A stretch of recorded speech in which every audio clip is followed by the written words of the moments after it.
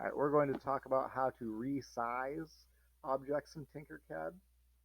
So after I get my object on the work plane, if I click on it, I see these little white rectangles or little white squares on the corners. If I click and drag those, I can change the dimensions of my object.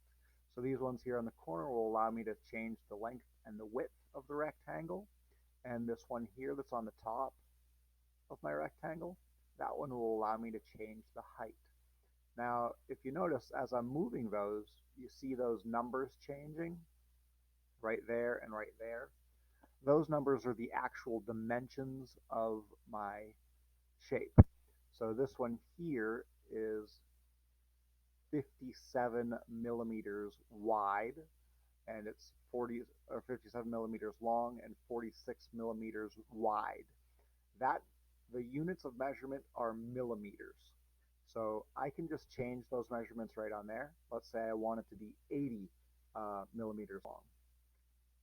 Type in an 80, hit enter, and it will make it 80 millimeters long. That one there, type in an 80, hit enter, and it will make it 80 millimeters wide. And we can also make it 80 millimeters tall. So right now I have an 80 by 80 by 80 cube. And now, as I mentioned, those measurements are in millimeters, and a lot of us really aren't familiar with how big a millimeter actually is. So let's say you want to make a cube that's 3 inches on every side. How do I do that? So the answer to that is you go to Google, and you can type in the search engine inches to millimeters. You just type in inches to, and see how your bunch of options up there. cm, mm, feet. So we want mm for millimeters, inches to millimeters. Click on that, and it will give you a converter. So I said I wanted 3-inch cube. Punch a 3 in there, and it tells you 3 inches equals 76.2 millimeters. So I can go back to my cube, and I can type in, what was that, 76.2. I can type in the 76.2. I can type that in for each and every one.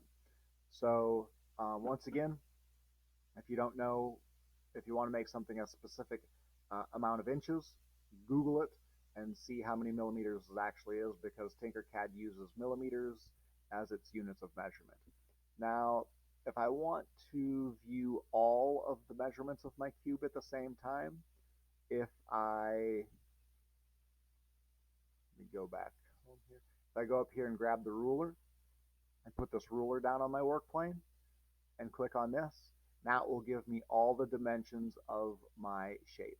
So this here rectangle right now, 31 millimeters wide, 60 millimeters long, and it's 53 millimeters high. So if I put the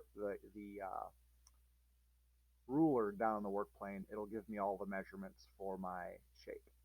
If I exit out, back to normal. Also, if I want to see the measurements of my shape, I just can click on those white squares at the edges of my shape as well.